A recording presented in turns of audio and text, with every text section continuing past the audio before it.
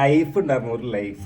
ആ ഒരു 90-80 ഇതിപ്പോൾ ഞാൻ പറയുമ്പോൾ ആ ഒരു കാലഘട്ടത്തിൽ ഇത് നൊസ്റ്റാൾജിയ, അതായത് ഈ ഇപ്പം നൊസ്റ്റാൾജിയ എന്ന് പറയുന്നത് ഇത് എൻജോയ് ചെയ്തൊരു ടീമുണ്ട്. അവരുടെ അടുത്ത് ഇന്നും ഏതൊരു സോങ്ങും ഇവരുടെ ആരെങ്കിലും, ഇപ്പോൾ ഈ ഷാഫിക്കാടാണെങ്കിലും സലീം കാടാണെങ്കിലും താജുദ്ദീൻ കാടാണെങ്കിലും സീൻ കാടാണെങ്കിലും ആരുടെ സോങ് ആണെങ്കിലും ഇപ്പോൾ പറഞ്ഞു കൊടുത്ത അഫ്സൽ കാട് അതുപോലെ പറഞ്ഞു കൊടുത്തു കഴിഞ്ഞാൽ ഇന്നും പറയും അത് ആര് പാടിയതാണെന്നും എപ്പോൾ പാടിയതാണെങ്കിലും വേണമെങ്കിലും ആ സോങ് ഫുള്ളായിട്ട് കാണാപ്പാടം പാടുന്നു. ആ ഒരു 90-80 കാലഘട്ടത്തിലല്ലോ ഇത്രയും ഏർപ്പിടിച്ചൊരു സോങ്ങും കാര്യങ്ങളും ആൽബംസും.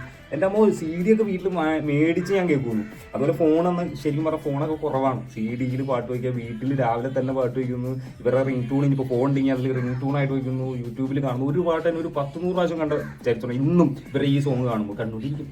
അത് ഞാൻ പറഞ്ഞത് ശരിക്കും പുകഴ്ത്തുക നിങ്ങൾക്ക് തോന്നിയായിരിക്കും, പക്ഷേ അന്ന് കിട്ടിയ നൊസ്റ്റാൾജിയ കിട്ടണം അറിയണവരുണ്ടെങ്കിലല്ലോ അതൊരു 90 കാലഘട്ടത്തിൽ ജനിച്ചവർ, 2000-ന്റെ ഒക്കെ ഇടയിൽ 90 കാലഘട്ടത്തിൽ